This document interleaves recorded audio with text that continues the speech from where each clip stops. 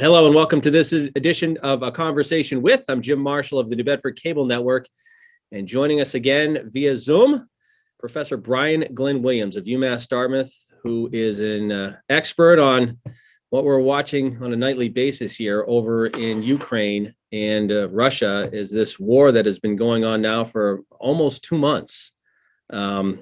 Although Russians know it not as a war, but everybody else in the world does. So thanks for joining us again. And it's fascinating, and your insight has been fascinating. And as I told you before, the last time you were on the show, it was certainly well received because you have the inside knowledge that other people don't. So I appreciate you taking the time. Oh, thank you, Jim. Always a pleasure. So let's go back to kind of like you were saying, it's been interesting. I don't think as we're at this stage of the war that people expected it to be where we are now. Let's go back a little bit and see what has transpired that you think has made a difference as to where we are right now. Yeah, so let's go back to the beginning of the war. Vladimir Putin launched this decapitation strike. The plan, I only had one plan. The plan was to go in and decapitate the government, seize the center of gravity, which is Kiev, the capital, do a shock and awe style overthrow of the democratic elected government of Zelensky, and put it in a puppet. That plan collapsed horribly in just 3 days of fighting. The Russians came in with their airborne special forces, these Spetsnaz. They tried seizing a strategic airport just outside of Kiev and creating an air bridge for all these airborne troops and tanks and things to come in, and then do a sort of thunder run like we did in Baghdad in 2003 into Kiev and seize the government. That first attempt was repulsed. And arguably, the Battle of Ukraine was won in those first crucial 3 or 4 days. It shocked everybody. Right. The Russians then tried sending in this massive column of tanks from Belarus. Remember that famously stalled column? From miles. 40 miles long. For tens of miles. Yeah, tens of miles, 40 miles long, and they're just stuck there, like a sitting ducks for an American A-10 Warthog or F-18 airstrike. And they had no fuel, they had no supplies, it just failed miserably. They poor logistics. Black Jack Pershing, a famous World War I American commander, said armies win battles, but logistics win wars. Yeah. And they were losing the war based upon logistics. As you mentioned, the troops were starving. We had cases of soldiers arriving, begging for food, arriving with tanks running out of fuel, begging for fuel, they're getting frostbite, low morale in the Russian troops. A lot of them are conscripts. And that's been a theme that I've heard over the weeks that this has taken place, is morale has been an issue. And the morale is high for the Ukrainians. Right. Yeah, the unit cohesion among the Russians is terrible. In fact, the morale is so bad that the Russian generals have had to come down among the ranks and push them to fight. And this has led to Russian generals being in the front lines. And remarkably, Ukrainians have killed 8 Russian generals. Compare that to us in our 20 years of fighting in Iraq and Afghanistan. We lost just 1 general to an assassination in Afghanistan in 20 years. They lost 8 in the first 6 weeks. So this speaks to terrible morale, terrible logistics. A lot of these Russians were told they're going on a training exercise and they'll be liberators. And they got mauled. They got eaten alive fighting outside of Kiev, in part because they tried bringing their tanks into these suburbs like Bucha and Irpin and Brovary. And the tanks didn't have the dismounted troops, soldiers, infantry protecting them, which meant they were sitting ducks for the Ukrainians, who chewed them to pieces with these new Javelin anti-tank missiles, which have never been seen in combat before. And these are extraordinary, state-of-the-art tank killers. They can take out any armor in the world. They're much more effective than anything we've seen before. They fly up over the top of a tank and go in the turret and blow it up. And the Russian tanks keep all their ammunition in the turrets. So we have these extraordinary images of these tank columns being annihilated by these brave Ukrainians who wiped them out. So they got defeated in the primary goal, which was to overthrow the government and do a quote unquote denazification plan. And they're fighting on four separate fronts at the same time. Yeah. Four separate axes. They're fighting to get to Kiev, the capital, also to take the second largest city of Kharkiv, and they were defeated there, even though they rebelized that city. And they had a stalemate in the Donbass in the east, a sort of separatist region that they were in since 2008, since 2014. The only progress the Russians made was sort of creating a land bridge from their zone of occupation in the Donbass down to Crimea. But even there, they were stymied and still are trying to capture this town of Mariupol, where 2,000 brave Marines are still holding out in this massive Azov-style plant. And of course, they lost their pride and joy of the Black Sea Fleet, the Moskva, this unsinkable, in theory, Slava-class cruiser that was sunk by these Neptune missiles. It was supposed to provide close air support for the whole fleet. So now that ship is gone, the command and control ship for the whole Black Sea Fleet is at the bottom of the Black Sea. That means they can't launch an amphibious invasion of Odessa. So the main goals have been thwarted. So now they're focusing and reorienting all their troops, trying to scrape them together. And mind you, they've lost 15,000 soldiers out of an army of 150,000. So 10% of their army are dead in just 2 months of fighting. Compare that to us losing 6,000 something in 2 theaters of action in 20 years.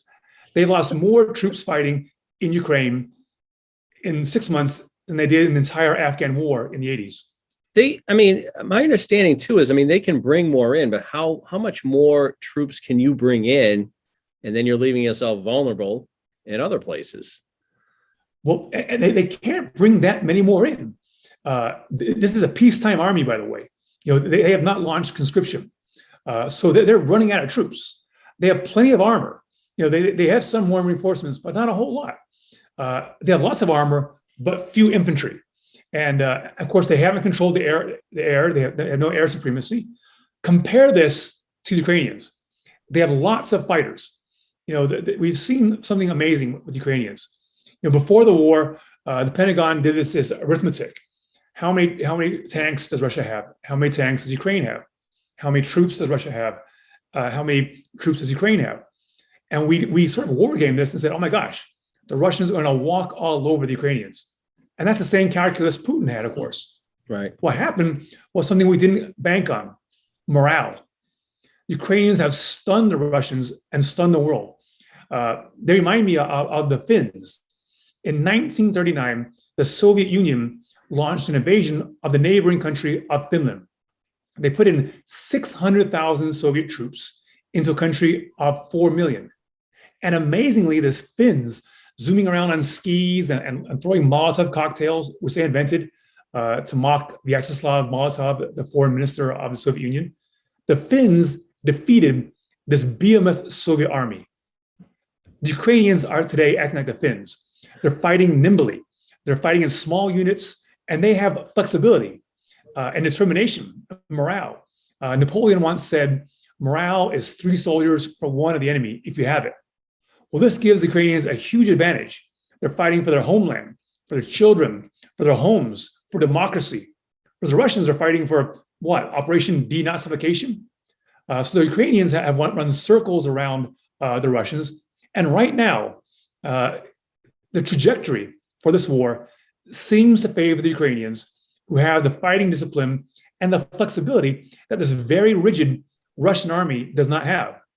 We'll get to that in a second. I'm curious as to what do you think? Obviously, the morale was a huge, it really is irreplaceable.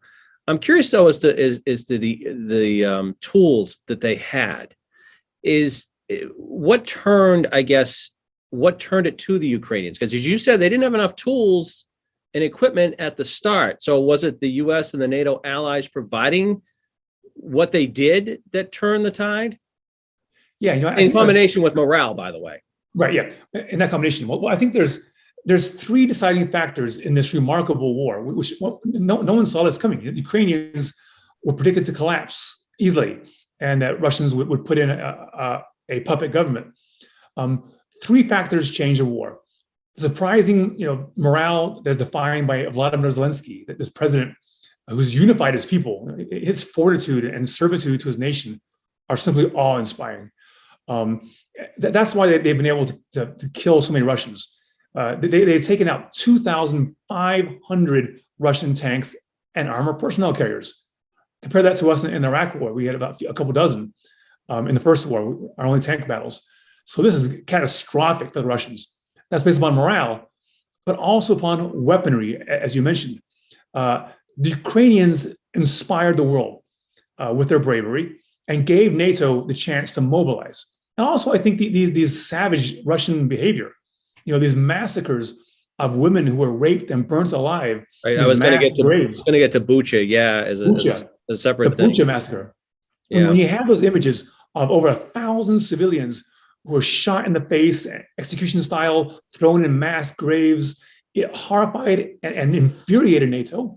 And it gave Biden, along with the bravery of the Ukrainians, the chance to mobilize the arsenal of democracy that is America and its NATO allies, the greatest alliance in history, this transatlantic alliance that amazingly Trump was so against. He's also against Zelensky, of course, and pro-Putin, but he's not in power now. And Congress is unified by this assault on democracy. The Republicans have reverted back from being the party of Trump to the party of Ronald Reagan, who always stood up for democracies against Russia. And you see America pouring in weaponry. We're not afraid anymore. The Russians aren't 12 foot tall, and the Ukrainians have shown the world that. And this has inspired us to ship in things that were unimaginable 2 months ago. For instance, the German parliament has a law that says they can't give weapons to belligerents, going back to World War II. At the beginning of the war, they offered to give 5,000 helmets. That was all to Ukrainians. Now, the Germans are sending tanks, anti-aircraft tanks, these Gerhard anti-aircraft tanks. The Poles are sending T-72 main battle tanks. The Slovakians are sending T-72 tanks. And also these giant tube-launched, almost like torpedo-sized S-300 high-altitude anti-aircraft missiles that can take down any Russian aircraft. The Russians will never achieve air supremacy, with the Slovakians sending those in, and the Americans sending in heat-seeking, shoulder-launched, smaller Stinger anti-aircraft missiles. And of course, javelins, which have wiped out all these tanks. The Oryx, a sort of independent monitor, has monitored the destruction of Russian tanks. They're being annihilated, especially in urban warfare. So the weaponry is pouring in. It now includes also something fascinating, almost like a Terminator movie. These small 5-pound tube-launched kamikaze bazooka loitering munition drones. They fly around from a tube. A guerrilla or infantryman can launch a little bazooka-sized drone with a camera on it. It flies around, quote unquote, loitering, finds a tank or enemy platoon, and flies in and blows it up. And it's funny because I've seen video of that, how they've used drones so effectively in this battle, or in these battles, and it's amazing to see. You're thinking, well, it's drones. I mean, people have them in the backyards here and flying them around, but how effective they have been in the battles. This battle of Ukraine is changing how we see asymmetric warfare. Are tanks really that impregnable now when we lose hundreds of them to asymmetric weapons? And certainly drones are playing an asymmetric role in the war. The Ukrainians have been adroit and flexible at using drones. For example, they use these small propeller ones that you can buy on Amazon.com to monitor enemy positions and fire and vector in mortar. They even attach grenades to them and dropped anti-tank grenades on tanks and platoons. And they've also used them to guide their troops to ambushes. And even they use a drone called a Bayraktar, which is about a 20-foot long Turkish drone, almost like a miniature Predator or Reaper. And they have a fleet of about 20-something of these. And they've been using these to blow up tanks and blow up aircraft on runways and things.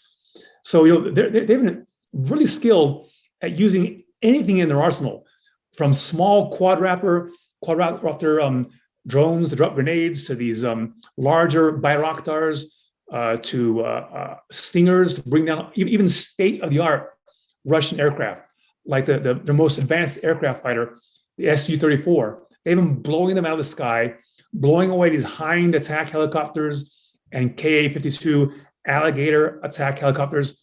But the war is no longer going to be based upon asymmetric weapons and tactics.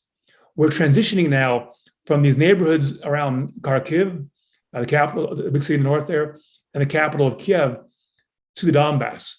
And this is a little more open terrain. I've traveled across the Donbass going back to even the 80s, and it's more like Kansas, which means there's a flat open plain that is more suitable for World War II style mass, heavy metal, iron on iron tank battles. And this could give the Russians an advantage when it comes to the god of war, which is artillery, and the tanks, which is why you had this huge a race between NATO and the Russians. The Russians have been mauled, chewed to bits.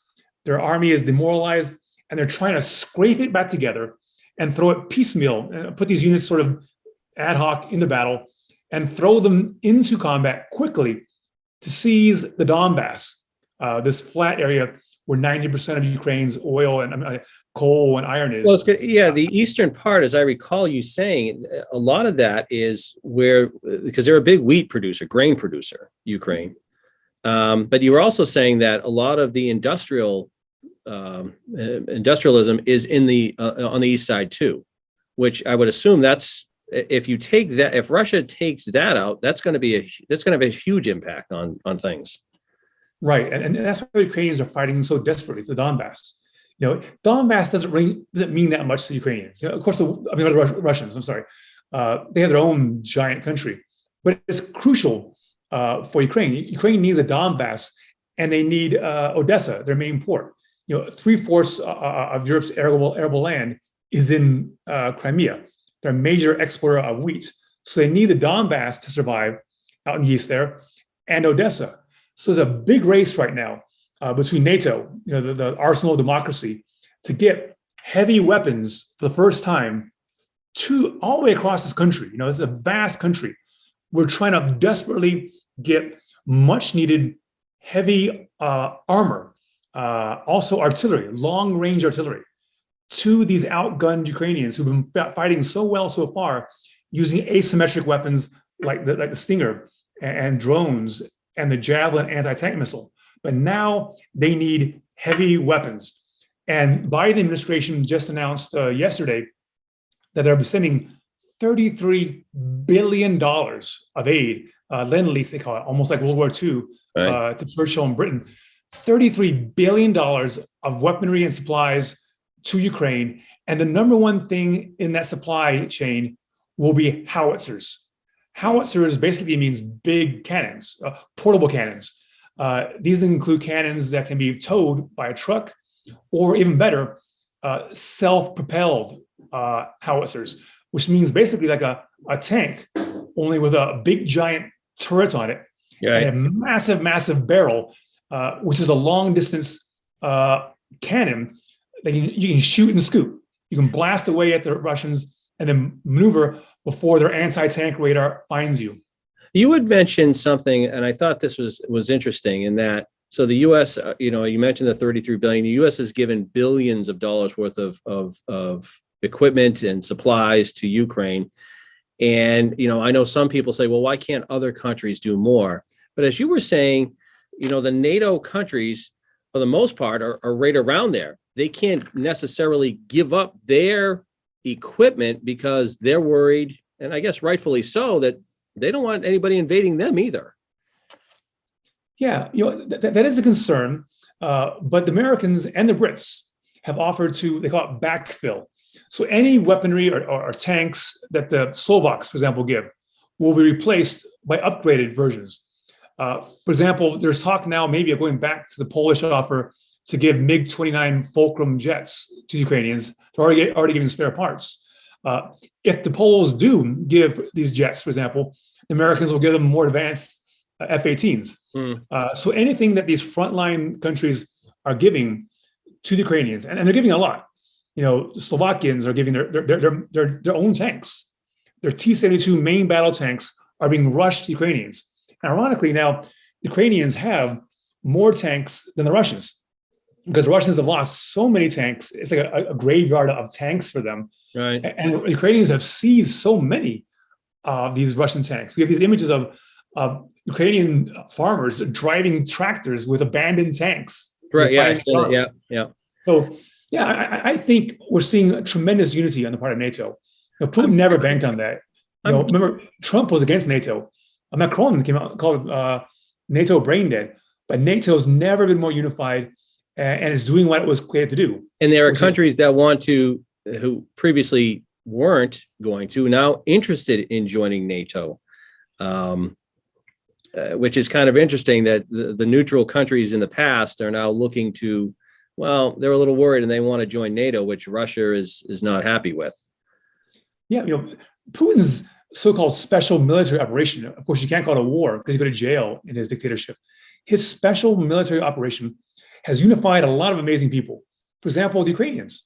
Most people don't realize this, but Ukraine is almost like two separate ethnic groups. Out in the west, around Lviv, you have ethnic Ukrainians. And in the east, in the area that's being invaded, you have ethnic Russians.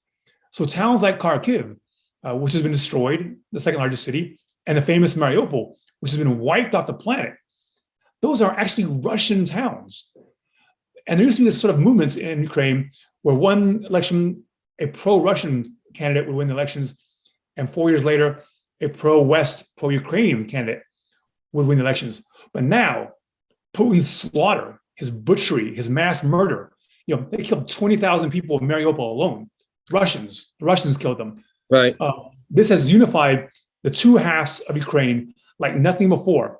And even the Russians in the East now hate Russia and are solidly pro-Ukrainian behind Zelensky, whose popularity now is skyrocketed. And I wanted to touch on that and the fact that, not just that, I mean, the unity, but the butchering that has gone on, and that's the only way to describe it. That seems to have had psychologically an impact across the world. I mean, there's talk that I don't know how. I mean, Russia is isolated. There's no question about it, but it seems they're going to be isolated for a while. Yeah. Those sick scenes, all those people lying in the streets, shot down and lying there for weeks, shot down by these Russian troops in Bucha, galvanized the planet, the unified NATO. You mentioned that countries like Finland and Sweden, who've been neutral ever since World War II, are now so terrified of Russia that inadvertently Putin has pushed them, inspired them, terrified them into joining NATO. So his operation has backfired, and it's been massacres. These are war crimes. Trump called Putin his friend again just the other day, but I think Biden was correct when he called Putin a war criminal and a butcher. And certainly, it'd be great to see him and his generals brought to an international criminal court for war crimes. That'll never happen. But his invasion has been catastrophic. His country has been isolated, as you mentioned. In the last 6 months, it dropped under sanctions from being the number 11 economy in the world to number 22. They have shortages in the stores, unemployment. People can't access money abroad. Visa doesn't work. MasterCard doesn't work. All these foreign companies. McDonald's is closed. Yeah, they're all gone. BMW is gone. Shell's I'm gone. being facetious with that, but I mean that's how much impact or how much has been closed there. Oh, yeah, you can't use TikTok in Russia anymore. Right. What's life without TikTok? So, all the companies of the West have pulled out on their own. Airbus and Boeing, which run the Russian air fleet, that air fleet won't be operable in a few months because they're getting no more spare parts. So his country's been devastated economically. We've got a couple minutes. Yeah, we've got a couple minutes left, and I'm curious as to your thought. Obviously, Putin has made threats to the West that if they keep giving these weapons and what have you, he's going to take action that was unprecedented. Nobody's ever seen. What is he talking about, do you think? And B, he's backed into such a corner. And I asked you this, on a phone call that we had prior to to this show.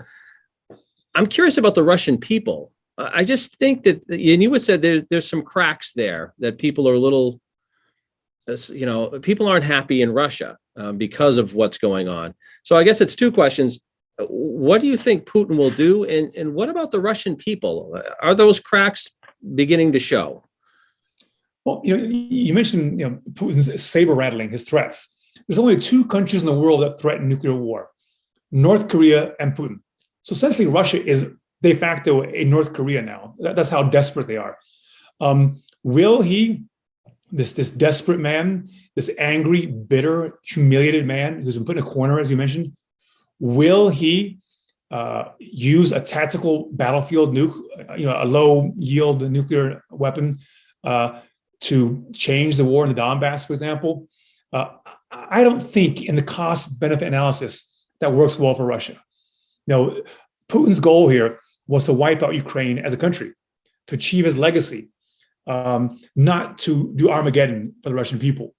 If he does use a tactical nuke to shape the course of the battle in Donbass, once again, this is not the same thing as a massive intercontinental ballistic missile that can wipe out several states. Right. These tactical nukes can be put in an artillery shell, right, and be launched onto a unit to wipe out an area of several square miles. Right. But nukes, even small yield tactical weapons on the battlefield scale, have never been used in history. And the last time we had a nuke was Hiroshima and Nagasaki, 1945. Right. So, and if Putin did deploy and go across that threshold, the Rubicon, and deploy a small tactical nuke, a hypersonic missile or a Iskander mobile launch missile, or from a submarine, a ballistic Kursk submarine, onto the battlefield in Donbass to try shifting the course of the war, that would unify NATO, and they would see massive retaliation. That retaliation would not necessarily come in the form of a return nuclear strike. It would come in a blitz of conventional attacks. We have these amazing state-of-the-art weapons called F-35 Raptors they would swarm the skies above Ukraine, wiping out Russian artillery and tanks, and probably going after the bases inside Russia itself from whence those nukes were launched. Right. There's a team at the White House, at Pentagon, called the Tiger Team, that's always strategizing nuclear responses. So right now, I'm sure they're wargaming this. And, I think there's all kinds of weapons in Putin's arsenal that are conventional, that are terrifying, that he has yet to use. Scud ballistic missiles, for example, or thermobaric fuel air explosives like the ones he used in Grozny that turn the air to weaponized aerosol, right, and go into basements and burn your lungs out. So there's still weapons in his arsenal that are conventional, that are horrific, that have not been used. He's been restrained in ways he wasn't in Aleppo, Syria, or against a small Connecticut-sized country called Chechnya that tried breaking away and getting independence. He's been restrained against Ukrainians because, in theory, they're fellow Russians. They're Slavic Orthodox Christians, and he's there to liberate them, not do airborne genocide like he did in Chechnya. Right. And what about, and the last thing before I let you go, what about the Russian people? And like I said, I was curious, and you said there have been cracks, even though they it's just state-run media, whatever. But you had said something I thought that was very interesting, in that families are wondering where their sons are. Yeah, the main crack seems to be in the military. We've had cases of disgruntled, angry troops killing their own generals. We've had intercepts of Russian troops screaming in fury that they have no air support, that they're being killed, that they have no support from their generals. We have angry parents whose sons are coming home in caskets or not coming home. And that surprised me, because I asked you, I said, I was curious when you said that, because in some cases, in a lot of cases, you said they don't even come home. They don't know what happened. There's no body to bury. Yep, there's no body. And there's one famous case of a father whose son was on this Slava class cruiser, the Moskva, which was sunk and surprised the world. And there are 500 crewmen on it. and they had an awards ceremony afterward, and only 300 people showed up for it. So it means that 200 sailors were missing. Right. And one of those sailors' father has been launching a storm trying to find out, where's my son? So if there are cracks coming, it tends to be from military families. One special force unit was wiped out in the first days of the war, and they have a webpage. I've been following it. There's all kinds of complaints by spouses, widows of these guys. And so there's a crack there. But the Russian people have been fed propaganda like you can't imagine. Day in, day out, we're fighting Nazis, we're fighting America and Ukraine, we're fighting NATO. And they're brainwashed, like North Korea. A poll came out 2 weeks ago that found that 83% of Russians support the slaughter. They asked them, was there any massacre in Bucha? No, those were dead bodies put there by the Americans to make Russia look bad. Putin's our man. We love Putin. Yeah. So they're still walking a goose step behind their dictator. If we believed in weapons of mass destruction in Iraq under our propaganda from the Bush administration in 2003, imagine how much more so it is in a totalitarian state where they control the media, and anybody who dares to speak up and call it a war goes to jail for 15 years. Putin's isolated. He's arrested a few of his generals in the FSB and the National Guard for betraying him, but the whole plan was his. But sooner or later, I think these sanctions will start to bite. More people will come home dead. And we saw it in the 80s when the Soviets lost 15,000 troops in Afghanistan fighting the Afghan rebels. Right. That when those bodies started coming home, people asked questions. And that began making the cracks in the Soviet Union under Gorbachev. And that led in part to the collapse of this Soviet state in 1991. Well, there's a lot to get through. As I said, too, we'd love to talk to you again in a couple of weeks just to get more of an update. Obviously, the people are certainly very interested in it. So I thank you for the time to do this again. And I hope to do it again with you in the not too distant future as well. I look forward to it, Jim. Thanks for having me on. All right. That's going to do it for this edition of A Conversation With. I'm Jim Marshall of the New Bedford Cable Network. Professor Brian Glynn Williams of UMass Dartmouth, my guest. Thanks for watching, and we'll talk to you again soon.